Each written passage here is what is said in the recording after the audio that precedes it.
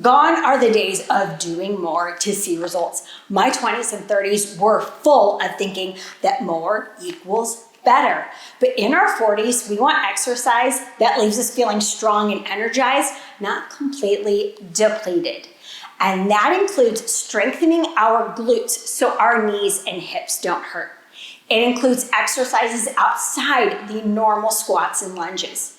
Exercises that make a difference in body composition.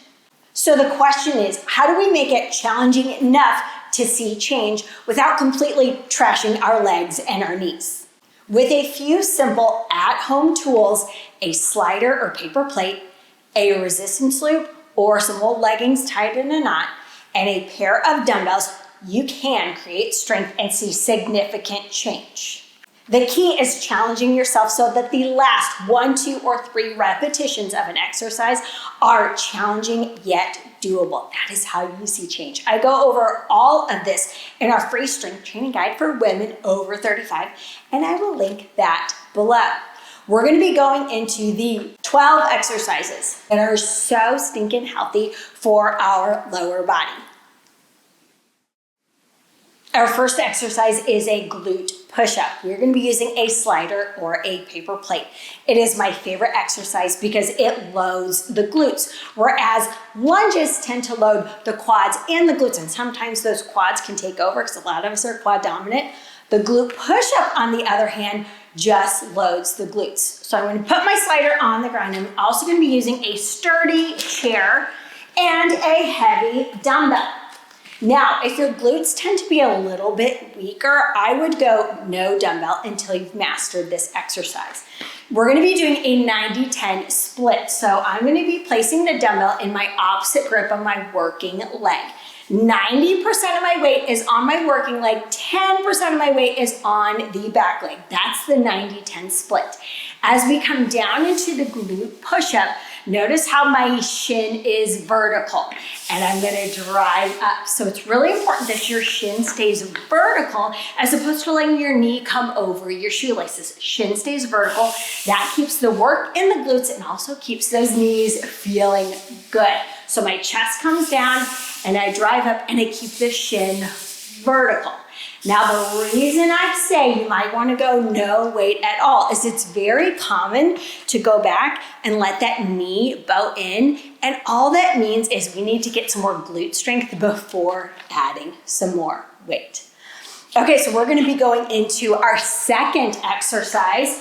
I'm going to be using the chair still, and I'm going to be grabbing a lighter dumbbell. You can always go no dumbbells at all. I always say you never want to subtract to add. You never want to subtract good form to add a weight. The dumbbell's going to go in the crook of your knee, and you want to squeeze that dumbbell tight in the crook of your knee. Take an inhale, take an exhale so your core is set. That way, as you lift, there's no arch happening in your back. If you're arching through your back, you either went too high or you let that core bracing go. This is all about the gluteus maximus. And I'm going to continue to use that same dumbbell, but I'm going to move my chair to the side for exercise number 3.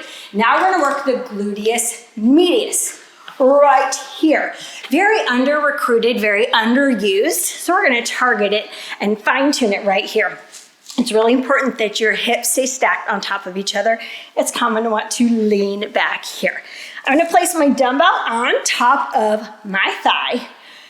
Toe is pointed slightly down as I abduct, and all that means is moving away from the body. I'm going to lift and lower, and it's important to keep that toe pointing down so that my hip flexor doesn't take over, but I keep the work in my glutes.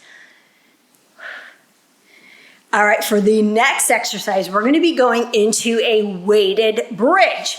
I'm going to be doing single leg. If you are newer to exercise, you will want to do this with both legs at the same time, where you would put your dumbbell here. I'm going to do single leg, so I'm going to put my dumbbell here, flatten my spine. That's going to keep it out of my lower back. And I'm going to bridge and bring it down, bridge and bring it down. I could probably go even a little bit heavier with this. And release. Okay, we're gonna move into exercise number 5. It's gonna look very similar to exercise number 3, that abduction that we did, but we're gonna take it into a clamshell. You can do this, again, with a dumbbell or without. Push that bottom pinky toe into the ground. Hips stay stacked, don't let that hip roll back. Heels kiss, and you're gonna open and close, open and close. And to advance that, you can always lift and lower, lift and lower. All right, we're gonna stand it back up, going into exercise number 6. We're gonna be doing a B stance squat. Completely different from a regular squat because, again, we're gonna be targeting the glutes. And yes, it's really important that we target our entire lower body, which we're gonna get to next. But this exercise, again, is really hitting up those glutes. So I'm gonna use my chair as a prop. I'm gonna grab a little bit heavier of a dumbbell. Okay, so B stance. It's like you've got a kickstand. So again, that 90-10 split, barely any weight is on that back leg. 90% of my weight is on my front leg. As I come down into the B stance squat, I'm using the chair because guess what? I want to pretend like I'm sitting in the chair and drive up. We're going for the lengthening part of the glute right here, lengthening through the glute and lengthening through the glute. You want to keep your headlights on your shoulders so that everything is pointing straight forward and then pointing down. If you had a name tag on, your name tag's going to point down to the ground, and my shin is vertical here. All right, let's move into exercise number 7. I'm gonna be using my resistance loop. If you don't have a resistance loop, an old sports bra or some leggings tied in a knot works really well. However gracefully you can do it, you are gonna put the loop around the tops of the knees, and we're gonna be doing a seated abduction. This gets fiery fast, right through here. And you're gonna just add tension. So you never want to let the tension go. You don't want to bounce around, but keep that tension in your glutes here.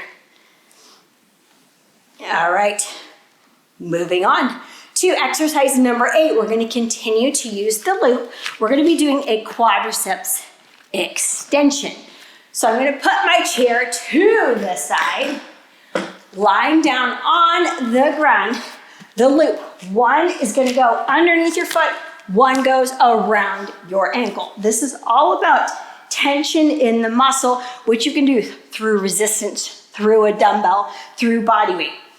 Bring that knee up if you'd like to. You can always hold it here, and it's like you're turning on a light switch and turning it off. Turn it on, turn it off. You're gonna feel that right through the top of your thigh, right around where our knees need a lot of that strength. The muscles right around your knees and right through that quadricep.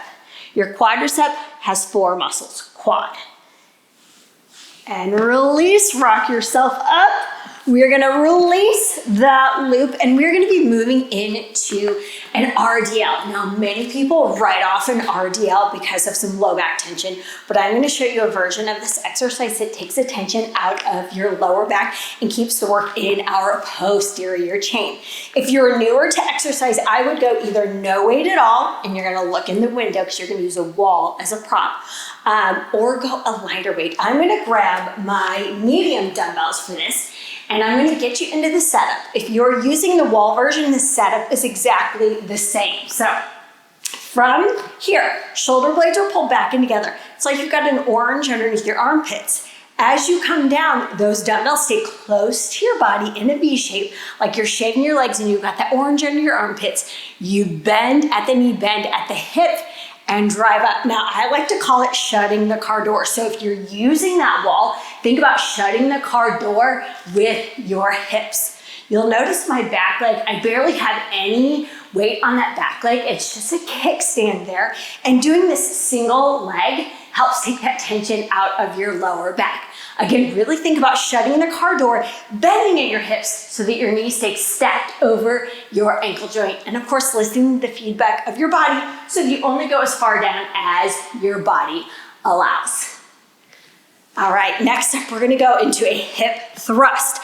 I'm gonna use a stability ball for this hip thrust, but when I'm working at home, I love to just use the edge of a couch. Setup is the same. I'm gonna grab my ball. Hip thrust, through research, has shown to be one of the most powerful exercises for our glutes. I could probably even go heavier with this, but you're gonna place your shoulder blades either at the end of your couch and thrust up, or you're gonna roll out on your ball. Again, bottom of your shoulder blades is at the touching point of your ball or your couch. Knees are stacked directly over your ankles. We're gonna thrust up, squeeze into that pelvic tilt, and then release, slight tuck of the chin. As you press out, give me that tuck at the top and tuck the chin. Tuck at the top and tuck the chin. Now keeping your shins vertical so the work doesn't go into the quadriceps but stays in the glutes. If you come forward, you put a lot of work in your quads. So making sure that those shins are vertical, feet are parallel, and you tuck at the top. Oh, that is one of my favorite exercises. All right, so we are gonna move on into an elevated plie. So we're gonna be elevating our heels, which is actually really good for our ankle mobility, for our hip mobility, to really open things up and let you get a little deeper in the exercise. Now the dumbbells that I use have a flat edge. And what that means is they're not gonna roll around when I place my heels on them. So if you don't have dumbbells that have a flat edge, you would want to do this exercise with your feet on the floor. I'm gonna place them in about a 45-degree angle down on the ground here. And I'm gonna grab one of my heavier dumbbells. Okay, I'm gonna come up safely so that my heels are lifted again. So good for the ankles and the hips, opening up that mobility. And I'm gonna stack my shoulders over my hips as my knees come naturally along big and second toe. And I love to add a pause at the bottom. Pause is a part of tempo change or progressive overload. That way you can challenge yourself without always having to lift heavier and heavier and heavier. Because as you get stronger and as you get better, you want to keep the challenge going. All right, and for our final exercise, we are going to be doing a cyclist squat. Now, we have been told for years that knees over toes is no good, it's no good. But I am here to tell you that those knees going over your toes, you do it all the time, you go up the stairs, and it's actually a very healthy exercise. But I will tell you, you have to listen to the feedback of your body. In our studio, I will always give a modification for exercises like these because you might not be ready yet. So the modification for this exercise would be a wall sit. Yes, like an old school wall sit. But I'm going to be doing a cyclist squat. So I'm going to be lifting my heels onto the dumbbells. Again, my dumbbells have that flat edge. All right. I like to keep our dumbbell up in a goblet style to keep our chest lifted. Heels come up. My feet are narrow or even up to hip width apart. And as I come down, my knees come over my toes and my shoulders stay stacked over my hips. Again, strengthening the muscles around our knees where we need it most. But if this is sticky on your knees, listen to the feedback of your body and do the wall sit instead. And that, my friends, is it for our 12 exercises that are really stinking good for the lower body without feeling like you've totally trashed your body. So good for our knees and for our hips and getting us out of just the normal squat and lunge patterns. That way we can strengthen our glutes and not just always let our quadriceps take over in those squats and lunges. I'll see you next time.